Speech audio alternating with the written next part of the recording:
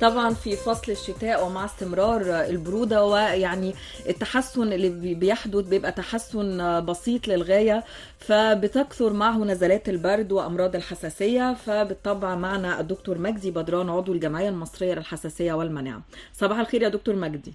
يعني طبعا خيرات.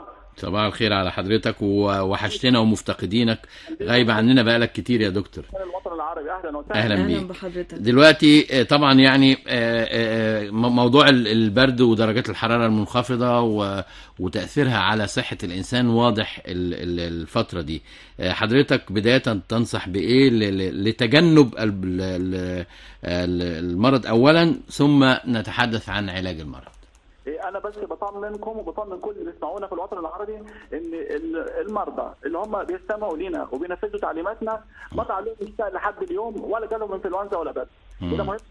ومش هننسى ان 80% من مشاكل البرد بتحصل في الاطفال مع الفيروسات، و80% من مرضى الحساسيه بيبداوا في مرحله الطفوله.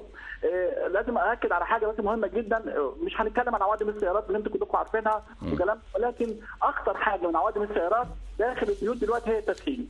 التدخين دلوقتي في الذكور بيزود نسبه الربو 33%، الرجاله الستات بيزودها 138%. بشكل عام الستات حتى لو ما بتدخنش بيبقى نسبتها 57% اكثر من الرجاله ان يجي لها ربو مع البرد. الطفوله مهمه قوي نتكلم عليها، لان طبعا غصب عننا الجهاز المناعي في الاطفال لسه ما اكتملش، لسه مش فاهمين ازاي يحموا انفسهم، ما حدش عرفهم هم عندهم حساسيات الايه التلوث البيئي. ومره ثانيه 71% من بيوتنا فيها تدخين اصلا، 10% الاطفال بيجي لهم حساسيات، ادي واحد. ولكن مع زياده الوزن ودي موجوده في الشتاء. ليه؟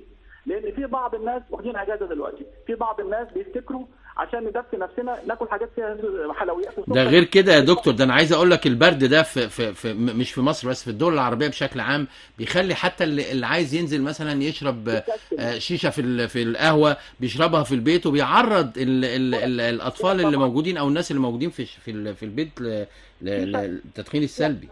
الشيشه ب 70 سيجاره، يعني حجمها 70 سيجاره. تعرض الشيشه، اما انا بدي اتعرض السيجاره مثلا 5 دقائق، ممكن لو تعرضتش ممكن اقعد بالنص ساعه لساعتين. الحاجه الثانيه ان الشيشه فيها مواد كثيره جدا وبتعمل نقص في المناعه وبتحرق الاهداب. كمان مبسم الشيشه نفسه ممكن يساهم في نشر ميكروبات البرد والانفلونزا، دي جديده. الربو والطفوله، اصابه الام الحامل بنزلات البرد تضاعف معدلات الربو عند اطفالها اللي جايين للاسف 385% بحلول العام الخامس. يبقى لازم الستات يخلي بالهم او من الحوامل بقى يخلي بالهم جدا من كلمه برد ونزلات البرد ويحتاطوا.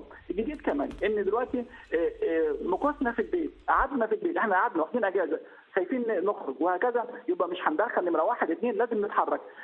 مش هنمارس الرياضه بس في الصيف ولا واحنا في الشارع، لا ده هنمارس الرياضه في البيت، هنلعب رياضه، هنتحرك، هنقوم باعمالنا بصوره اسرع. نعرف ان اهم حاجه في التدفئه مش التكييف، لا التدفئه ملابس، واثنين حركه. يبقى لازم هنقعد حتى ممكن نفرك ايدينا، يبقى ده كله الاحتكاك ده مثلا لو دفينا نفسنا بالطرق الطبيعيه دي مش محتاجين تكييفات.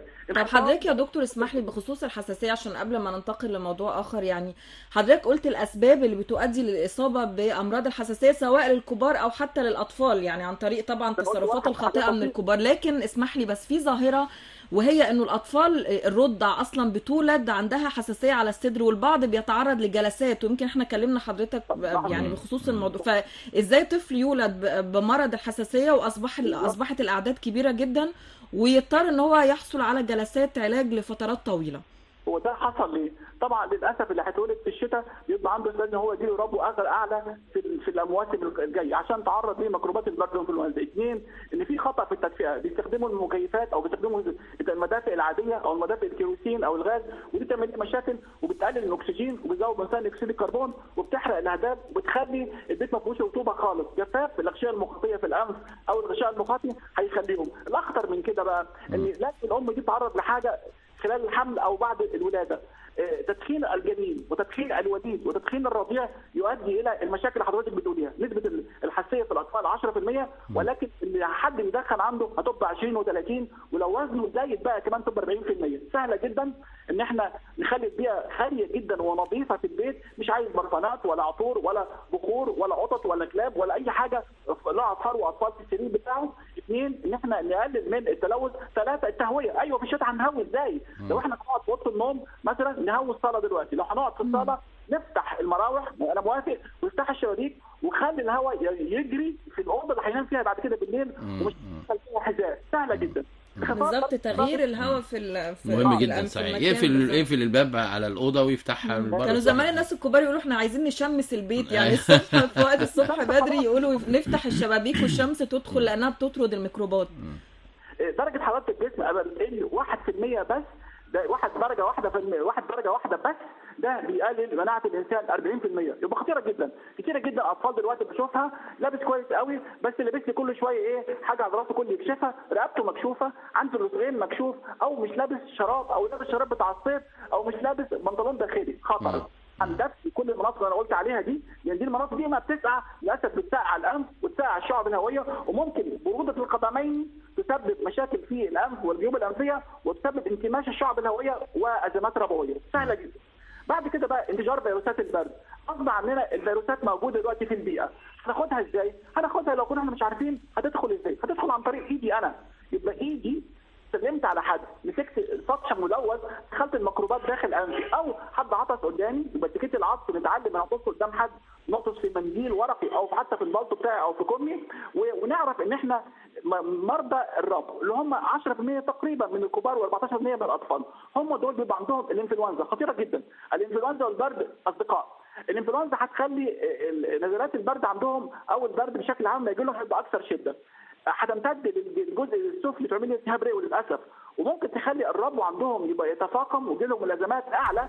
عشان كده بنقول كل اللي عنده ربو يخلي باله من كلمه انفلونزا.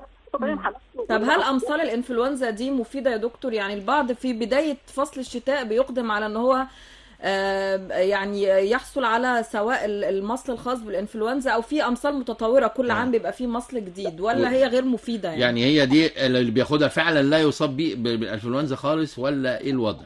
لا، هي بتقلل شويه، مش هنقول 100%، ولكنها بتقلل، ما بتمنعش نهائي يعني. ناخدها، ده اللي متاح قدامنا دلوقتي. ونقول برضو ان خلي بالنا اهم حاجه، ان انا مش عايز يجيله انفلونزا زي ما بنعمل مع كل اللي بيسمعونا دلوقتي وبيشوفونا واللي بيتابعوا معانا، ان هو فعلا في ناس بقى لها عشرات السنوات ما جالهاش انفلونزا ابدا. لا دي ازاي يا دكتور عشرات السنوات ما جالهاش انفلونزا؟ ده يعني ده شر لابد منه كل سنه في الشتاء يعني. لا مش شر لابد منه. بص حضرتك، انا عايزين حضرتك تقدمهم لنا كنموذج الناس اللي عمر ما جالها انفلونزا ال10 سنين دي. بينفذ اللي انا بقوله، بينفذ ايده قصيره، ايده ضوافره قصيره. ليه؟ اصل الميكروبات تستخبى تحت الضوافر، ما بيسلمش على حد بالسلام اللي احنا عارفينه ويقعد يبوس يمين وشمال، ما بيلمسش انفه او فمه الا لما يطهرها بكحول او مطهر طب او يغسلها، بيبعد عن الناس شويه في الازدحام. ما فيش بقى دلوقتي هروح بقى هروح المستشفى، هزور حد في المستشفى، البس ماسك مش مشكله، البس قناع، اي حاجه، وانا خارج من البيت اغطي انفي وفمي والرقبه. عملنا الحاجات دي كلها مع الاغذيه المفيده اللي هقولها في الاخر. عندنا سعاده رهيبه جدا. بس في حاجات برضه عايز اقول، في انواع من الربو، عشان برضه في الربو الليلي، وده موجود دلوقتي في الناس اللي بيجي لهم ملازمات بالليل. بيجي لهم ملازمات بالليل ليه؟ لان كان عنده قطه نايمه في السرير، كان حد بيدخن بالنهار، كان عنده حشره فراش وهو مش جريان وعمره ما شاف الشمس بالليل، ده اوضه النوم، عنده كراكيب كثيره، عنده فطريات، في حذاء، في جرايد وكتب وحاجات مدفونه تحت السرير او فوق الدولاب، بيتوتر بالليل، مش متغطى كويس بالليل، يقل عنده، حد كان بيحرق حاجه تحتيه، يحرقوا القمامه عند المغرب وعند الزمان قدام العماره، وده بيأثر على الحاجات دي كلها. لازم برضه نعرف ان احنا الناس اللي بتنام في النور، يبقى النوم في الظلام يرفع المناعه، النوم في الضوء ده يقلل المناعه. سهل جدا والله، ده حاجه مهمه جدا، وخاصه الجيل الجديد دايما بيقلب ليل ونهار ونهار وليل يعني. وطبعا نصائح كتيره من حضرتك، احنا دايما بنستفيد من وجودك معانا. دكتور مجدي بدران، عضو الجمعيه المصريه للحساسيه والمناعه، بنشكرك جدا على هذه النصائح الجميله في هذا الصباح، في صباح الخير يا عرب، صباح الاربعاء، ودائما معنا على أثير صوت العرب. شكرا لحضرتك فندم. صباح الخير.